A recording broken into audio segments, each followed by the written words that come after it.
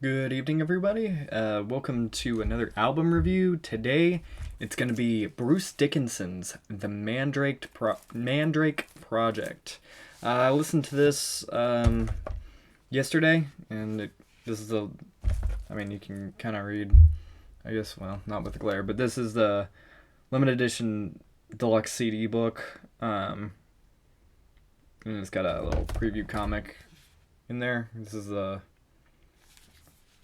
it comes with this is where the CD is held. I have it in the player right now, but it comes with a little comic strip preview. Yeah, it's really, oh yeah. Well, actually, that's where the CD's held. This is where the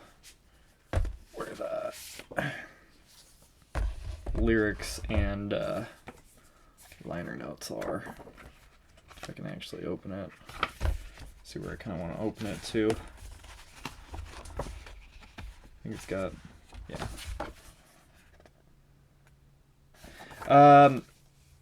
Fantastic release.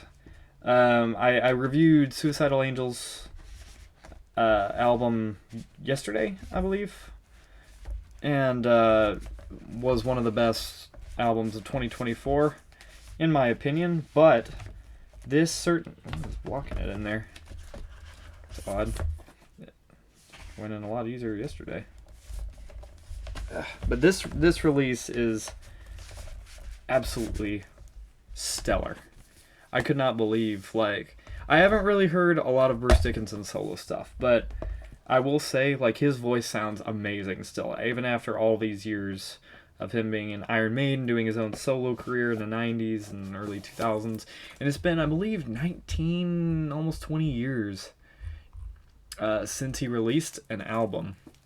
I guess we can kind of see the back there. I want to keep the little thing there, so that's why I kept the stuff on. But there's 10 tracks on here, and I will say Many Doors to Hell is probably my favorite. It's, to me, reminded me of it reminded me of a lot of the songs on here could be an Iron Maiden song, or at least similar, but Many Doors to Hell definitely sounded like that, and it was a great song all around. To me, it was very haunting. Resurrection Man was a very interesting tune. Kind of, I don't know how to describe it, gothic a little bit. Eternity Has Failed. I saw the name of the track and I was like, okay, that's almost an Iron Maiden song from the Book of Souls, which is, but it's a remake, a slower, shorter remake. It's like they trimmed it and made it slower of Eternity. Eternity Should Fail. I'm confusing myself now. Hang on. Let me look that up. Eternity Has Failed? No, that's the name. If Eternity Should Fail. There we go. Good. Sorry. Late night, I guess, but this was confusing me. Eternity Has Failed is the shorter one on this. If Eternity Should Fail is the song off of the Book of Souls by Iron Maiden. But I like this version almost better than that one, because it's shorter, it's more trimmed up, and it's a little bit, to me, is slower. It definitely is slower, but the two singles on the album, the one that Afterglow of Ragnarok, very memorable tune, did enjoy that. Rain on the Graves was also haunting as well.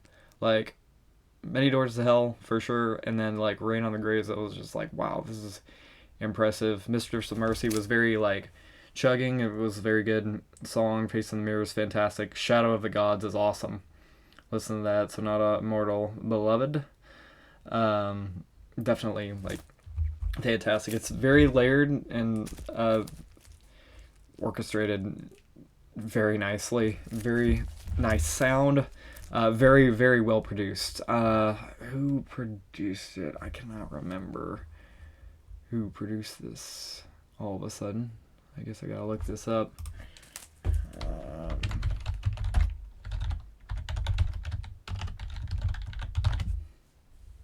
Roy Z, that's right. Um, he does a great job on this album. It sounds absolutely fantastic, and it's just there we go. Sorry, I'm just trying to get that off, but it's one of the it's a great album, and it just is like, so like if we aren't like, we're obviously not gonna get a Maiden album this year, and like Bruce Dickinson releasing a solo album after this long is, it's such a great like addition to 2024. 2024 has been loaded with music and will continue to be, for sure. It's this album runs about an hour long, but it doesn't feel as though it's an hour long. It's a concept album, and it feels as though you're on the journey through the concept album. It's very well done, and it's just very, it's a very exciting album, and just feels like an epic adventure, I would say.